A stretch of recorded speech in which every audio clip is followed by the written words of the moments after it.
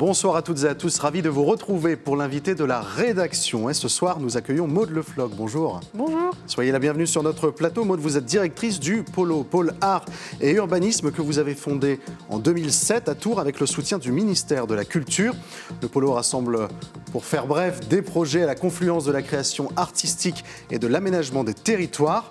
Et parmi vos engagements, on parle ce soir de la préservation de la Loire en partant d'un constat simple. Vous nous expliquez que nous sommes composés à 70% d'eau, de l'eau que l'on boit, et donc de l'eau de la Loire.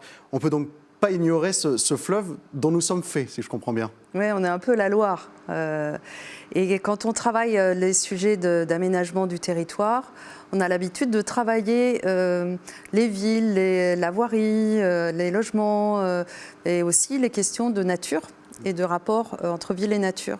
Et on part souvent des besoins des humains. Et la démarche que nous avons imaginée est de partir des alertes de Loire et à partir de ces constats que la Loire était un peu en difficulté sur sa baisse de débit naturel, sur sa biodiversité, sur ses sécheresses régulières, sur ses risques, sur les risques inondations. Les pluies cévenoles ont fait que les précipitations peuvent être plus violentes, sur aussi les pollutions. Et notamment une découverte qui a été réalisée récemment sur l'énorme présence de microplastiques en Loire. Vous parlez d'un paysage de l'alerte. On nous parle souvent de la Loire comme du dernier fleuve sauvage de notre territoire, comme s'il allait bien, mais à vous entendre, la Loire ne se porte pas si bien que ça. Alors, ce n'est pas le fait de la Loire uniquement. Je pense que les écosystèmes, globalement, ne vont pas très bien. Globalement, que ce soit les montagnes, les rivières, les forêts, il y a effectivement des moments très critiques. Et ce qui se passe sur le Val de Tours et sur la Loire moyenne, c'est la présence très visuelle que l'on peut avoir d'une Loire qui passe tour à tour en eau, tour à tour en sable, qui est qui a ses fulgurances, qui a ses indolences, mais qui a aussi ses moments critiques. Et on l'a vu ces dernières années, on l'a vu encore cet été à certains endroits de la Loire. Donc cette notion d'avoir dans le grand visuel ce paysage de l'alerte est particulier au territoire de Loire moyenne, plus que sur la Seine ou plus que sur le Rhône, où le flux est plus continu parce que canalisé. On a vu passer récemment, et je sais que ça vous parle, le convoi de l'eau pour dénoncer notamment les pollutions des eaux par les centrales nucléaires. Selon vous, alors vous n'avez pas la même façon de travailler, selon vous c'est une façon légitime de faire entendre ces idées, ce genre de manifestation ? Les sujets de l'eau et la question du partage de l'eau est au cœur des préoccupations. Quand on monte un projet qui s'appelle un Parlement de Loire, et si on faisait un Parlement de Loire, il s'agit de considérer à la fois les questions, les enjeux de lutte, les enjeux de conflit, de partage de l'eau, parce que entre l'eau potable, l'eau pour l'agriculture, l'eau pour les centrales nucléaires, à un moment donné, ça va se poser en ces termes-là. Donc il est intéressant de poser ceci autour d'une table des négociations, et cette table des négociations devrait et doit, à notre sens, être élargie à d'autres parties prenantes que les seuls besoins humains. Et donc d'inviter autour de la table des négociations des représentants des milieux, des interdépendances, des masses d'eau, des écosystèmes qui constituent le milieu, et d'avoir ces équilibres parce qu'une fois de plus, nous faisons partie de ce grand tout et nous sommes aussi partie prenante de ce grand tout. C'est-à-dire qu'il y a une complémentarité avec le convoi de l'eau dont on voit quelques images actuellement à l'écran. On a la lutte, mais avec vous, il y a la négociation. C'est deux façons de travailler qui sont différentes, mais complémentaires quand même ? Évidemment, on sait bien qu'il y a des luttes qui sont radicales et qui parfois sont indispensables. Il y a aussi des espaces de modération qui sont aussi indispensables. Souvent, il est intéressant que les deux puissent se rencontrer. Dans la démarche Parlement de Loire, On est parti sur une fiction. Ce Parlement de Loire est une fiction institutionnelle et on est parti avec cette hypothèse. Et si on faisait un Parlement de Loire, qui on mettrait autour de la table? Donc c'est une démarche culturelle de territoire pour engager aussi différents acteurs, que ce soit la Mission Val-de-Loire, que ce soit la Rabouilleuse, l'École de Loire, l'université, la Maison des sciences de l'homme, l'université populaire, à coaguler leur connaissance, leur expertise, leur connaissance savante, mais aussi leur connaissance de terrain pour travailler les premières briques de ce Parlement de Loire. Et aujourd'hui, on voit qu'il y a un essaimage, qu'il y a d'autres qui rejoignent, parce que, une fois de plus, la Loire, c'est paysage de l'Alert, mais aussi ce n'est pas seulement un linéaire entre sources et estuaires, c'est un bassin versant. Et donc, quand on réalise que le bassin versant de la Loire, c'est 1/5 du territoire français, que tout est relié, que c'est un système d'interdépendance, que ce qui se passe en amont se retrouve en aval. Et donc, il y a une considération peut-être nouvelle à avoir avec ce plateau de négociation. Vous nous parlez depuis quelques minutes de ce fameux Parlement de Loire. Est-ce que vous pouvez nous expliquer où on en est? Alors, j'ai cru comprendre que c'était un combat qui ne se terminerait pas finalement, en tout cas pas tout de suite. Et on en est où? Est-ce qu'il y a des choses concrètes aujourd'hui qui matérialisent ce Parlement de Loire que vous avez imaginé? Alors, donc une fois de plus, c'est une démarche qui associe des artistes, des scientifiques, des ingénieurs, différents collectifs, et qui travaillent sur la question des enjeux territoriaux.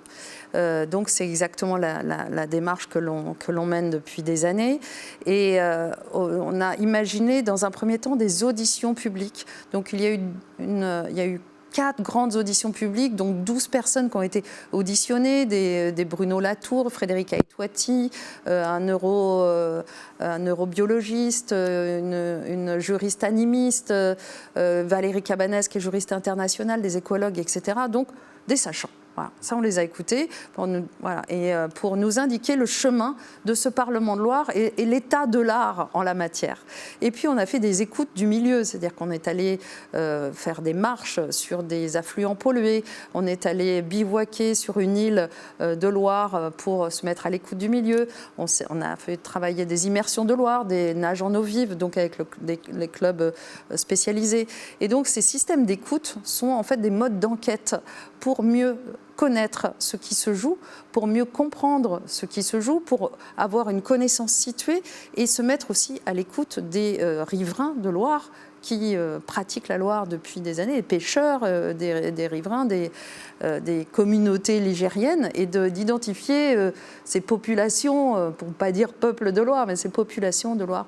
Et tout ça trouve son inspiration aussi à l'étranger, avec notamment en Nouvelle-Zélande, où un fleuve a obtenu la reconnaissance d'une personnalité juridique pour défendre ses intérêts face au tourisme, face aux industries, face à l'agriculture, et donc d'être écouté au titre de fleuve comme étant partie prenante d'un territoire. Ça sera un objectif pour vous, ça, justement, une personnalité juridique? Alors, cette dynamique d'aller vers une reconnaissance de personnalité juridique est extrêmement intéressante parce qu'elle peut atterrir de façon concrète sur les territoires qui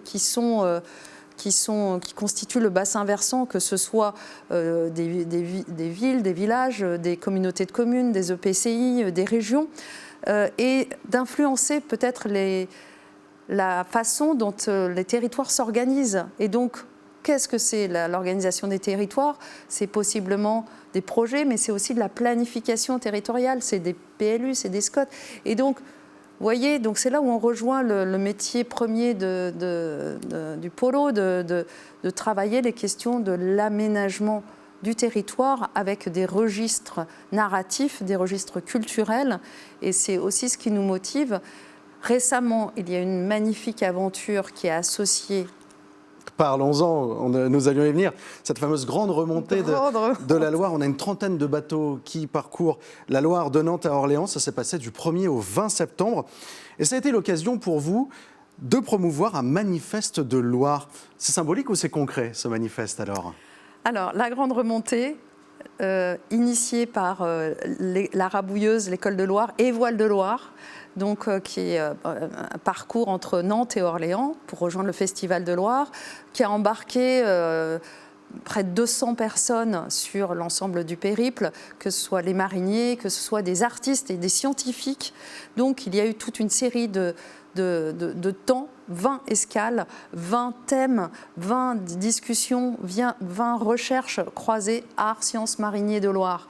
Et donc qui a nourri un manifeste, ce manifeste qui dit « Je m'engage » pour considérer le fleuve, pour considérer que le fleuve et je suis partie prenante de ce fleuve, je dois prendre soin de ce fleuve, je dois être attentif à ses continuités écologiques, je dois être attentif à la question de l'eau et des circulations en question.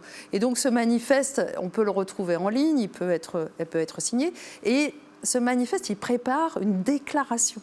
Donc la déclaration qui a un autre objet qui peut être un référentiel juridique aussi pour inspirer les territoires, mais aussi pour inspirer des concertations avec différents publics, que ce soit des acteurs locaux, des riverains, et puis de travailler à des objets de représentation des milieux, des minéraux, des végétaux, des masses d'eau, de tous ceux qui constituent et qui nous constituent.